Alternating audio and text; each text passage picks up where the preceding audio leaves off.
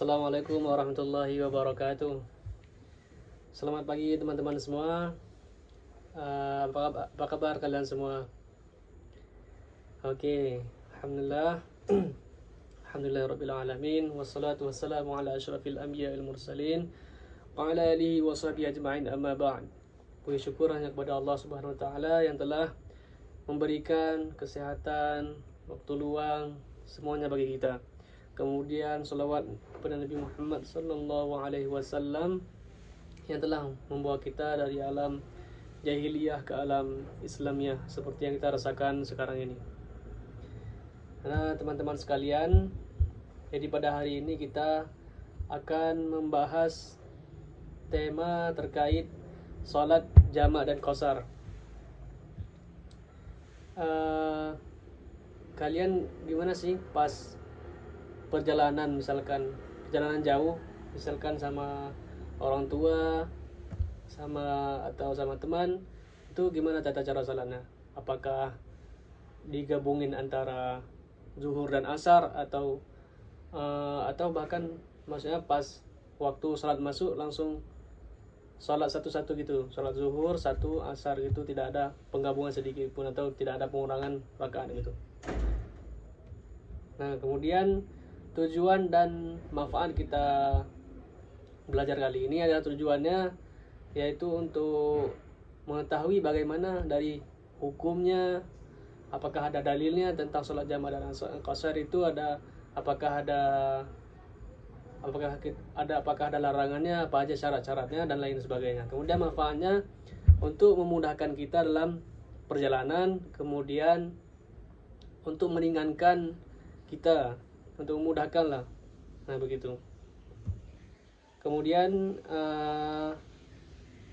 yang pertama kita akan melihat video tata cara salat jamak dan qasar.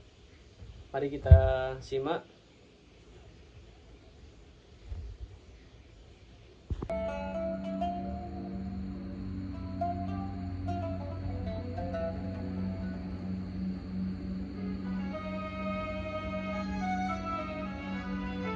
Tata cara sholat jamaah dalam bepergian. Assalamualaikum warahmatullahi wabarakatuh. Sahabat muslim hafizakumullah, seseorang yang melakukan bepergian jauh diperbolehkan menggabungkan kedua waktu sholat ke dalam satu waktu.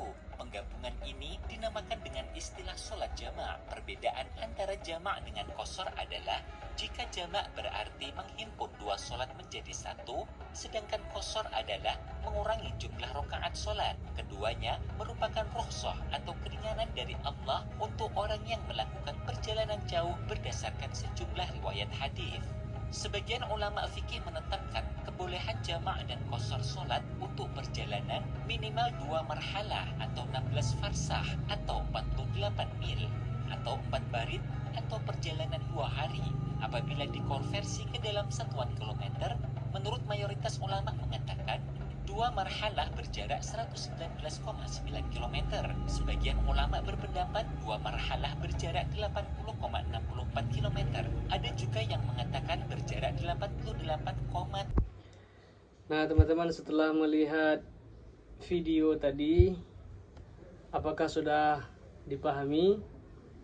Kalau belum, kalau ada pertanyaan yang ditanyakan dipersilahkan ya. Nah, kemudian kan situ ada buku yang Bapak bagikan di pekan kemarin, bisa dibaca-baca lagi dan kemudian dipahami lagi ya. Udah dibaca belum di rumah kemarin? Nah, bisa dipahami lagi bagaimana tentang apa yang kita bahas hari ini. Nanti bentar lagi kita akan presentasi kelompok. Jadi Bapak membagi beberapa kelompok.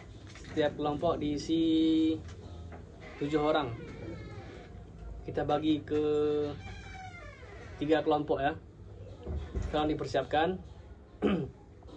Oke.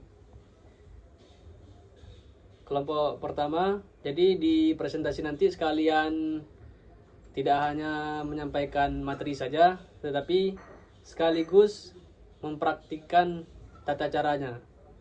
Jadi dibagi saja tugasnya dalam presentasi nanti.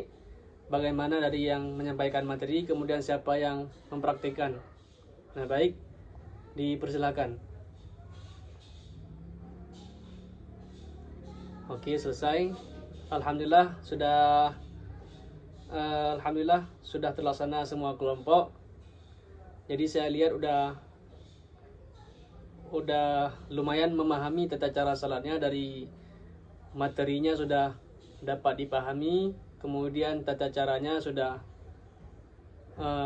lumayan, beberapa yang sudah memahami. Mungkin ada yang beberapa yang belum, mungkin bisa ditanyakan lagi ke saya, baik ke saya boleh ataupun ke temannya, nanti bisa kita jelaskan lagi. Oke. Nah, kemudian kita masuk ke penutup ya, karena ini hampir selesai. Oke, Bapak akan memberikan beberapa refleksi berupa pertanyaan ya. Nanti bisa dijawab nanti Bapak akan tulis di papan tulis, kemudian bisa dijawab di kertas, nanti dikumpulkan ke Bapak ya. Oke. Nah, bisa kita kemudian Bapak ingin simpulkan materi hari ini, sholat jama' dan qashar.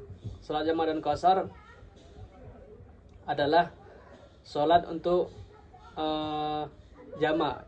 Kalau jama' yaitu untuk mengumpulkan dua sholat fardu mengumpulkan sholat dua fardu dalam satu waktu sholat. Sedangkan qashar yaitu meringkas jumlah rakaat sholat yang 4 menjadi 2 rakaat. Nah, jenis-jenis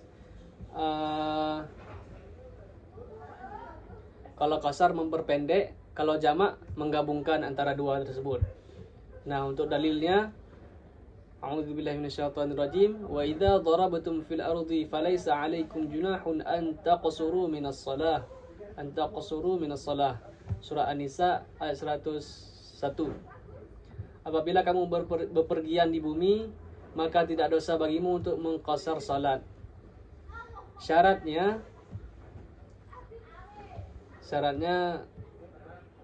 tadi udah kita bahas. Bisa oke. Untuk syaratnya, salat yang diqashar adalah salat 4 rakaat seperti zuhur, asar dan isya. Tempat tujuannya jelas, sehingga tidak boleh qashar bagi orang tidak punya tujuan yang jelas. Kemudian perjalanannya hukumnya mubah, bukan perjalanan maksiat. Tempat perjalanannya karena tujuan yang baik seperti berdagang, haji dan umrah, silaturahim dan sebagainya.